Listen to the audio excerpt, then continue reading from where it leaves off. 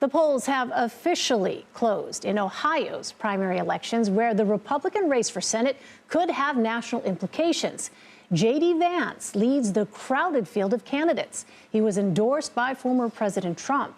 The race could be a test of Trump's influence on the GOP. Whoever wins Tuesday's election will go on to face the winner of the Democratic primary in November. For more, I want to bring in Robert Costa and Adam Brewster. Robert is CBS News chief election and campaign correspondent, and Adam is a CBS News political reporter. Welcome. Happy primary night to you both. We should mention, clearly you can see, Bob, you're there at Vance headquarters. Adam, you are outside the headquarters of Josh Mandel. Is that correct? In Beechwood, Ohio. That is correct. Yes. Okay. All right. Yes. So, Robert, let's start with you. Multiple candidates, as we know, were vying for an endorsement from Donald Trump. Why is his support crucial, and could it be enough to secure a win? I'm here at the Vance event in Cincinnati, and it's been quite a journey for this author and venture capitalist. Years ago, when he published his bestseller, Hillbilly Elegy, he was a Trump critic. He went on television shows, talked with PBS and others about how he found the then Mr. Trump, the businessman, reprehensible. He's changed his tune since then, and he has said that he now goes along with the direction of the Republican Party, that he's a populist, he's a nationalist. He also raises he raises claims about the election, echoes the former president's false claims about 2020 in many respects. And that has won him the Trump endorsement ultimately here in this race. The question is, this could be a low turnout election. Is it enough? Right, the key question. So, Adam, State Senator Matt Dolan, interestingly, is the only Republican candidate who has not sought Trump's endorsement. How much of an opening do you see for him to potentially come out on top? That was sort of his distinguishing factor, Elaine, and he campaigned on some of his conservative achievements during his time in the state legislature. Sorry. That's right. Live television, it's folks. Suburban Ohio. It's electric tonight. Yes.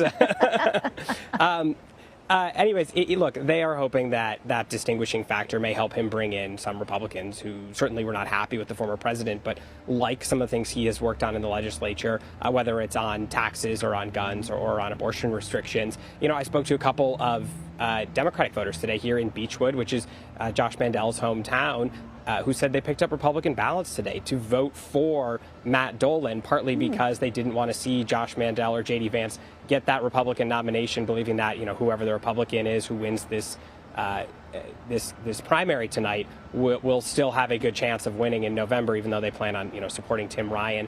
At that point, certainly Josh Mandel, you know, earlier today I spoke to him. He said he's feeling confident. He likes the campaign that he ran. They focused a lot on evangelical voters, even though he didn't get the Trump endorsement. I spoke to someone today who said, you know, he didn't necessarily care that Trump endorsed J.D. Vance. He didn't like what J.D. Vance said about Donald Trump in the past, and he was supporting Josh Mandel. So that endorsement certainly will come into play, and for some people, it didn't necessarily impact their decision. Yes, fascinating to hear that. Well, Robert, you have spoken to a lot of voters in Ohio. What have been their top issues and concerns? It's been revealing to go around Ohio over the last few days and talk to voters at grocery stores, gas stations in particular, and hear that there's not so much partisan anger out there.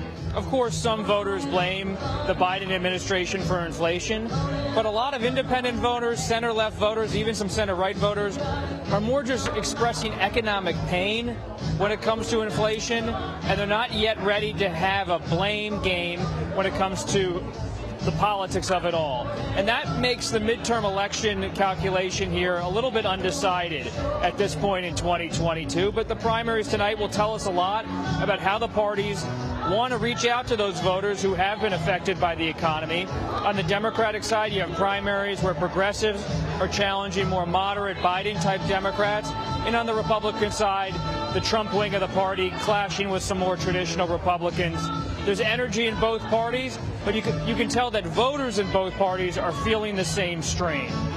Right, as a song so familiar for those folks who have followed, obviously, politics. That song playing behind you is on the former President Trump's playlist. But let me ask you, Robert, will the results of this race give us a broader sense truly about the hold that Donald Trump actually has on the GOP and the future of the party, or is that too much to kind of portend from one night?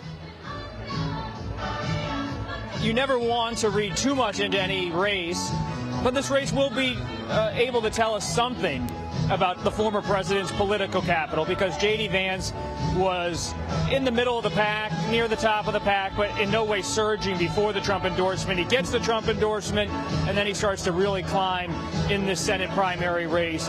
Is that enough to put him over the top? J.D. Vance told us days ago it would be, but he said it's a contested race. It's a hotly contested race here in Ohio, and that's why Adam's smart to follow Dolan, and he's been guiding us here. He's smart to follow Josh Mandel. And he told us to go follow Josh Mandel, because in a crowded race, anybody could sneak up the side with 10, 15, 20, 30% of the vote.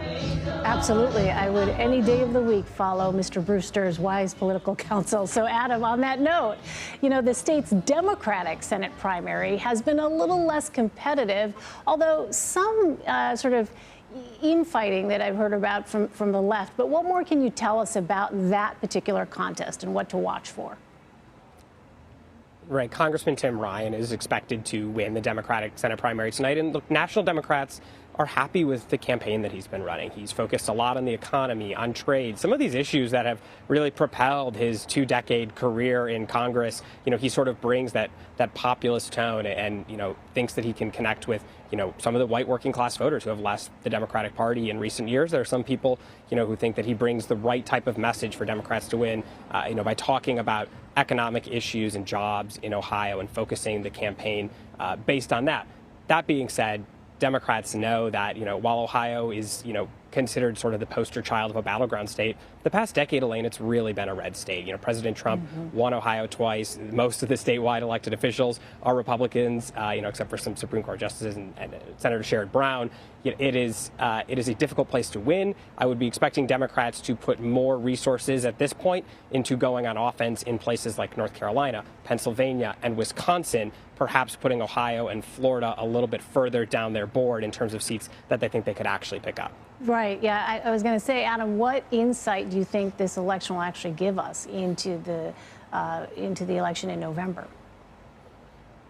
Well, it does tell us a little bit about the direction that the party's most active voters want their candidates to be going as the general election rolls around. You know, J.D. Vance has said, you know, if you want more senators like Josh Hawley, who was on the campaign trail within the past couple of days, these sort of populist, nationalist, somewhat libertarian type senators in the Senate, you should put me there.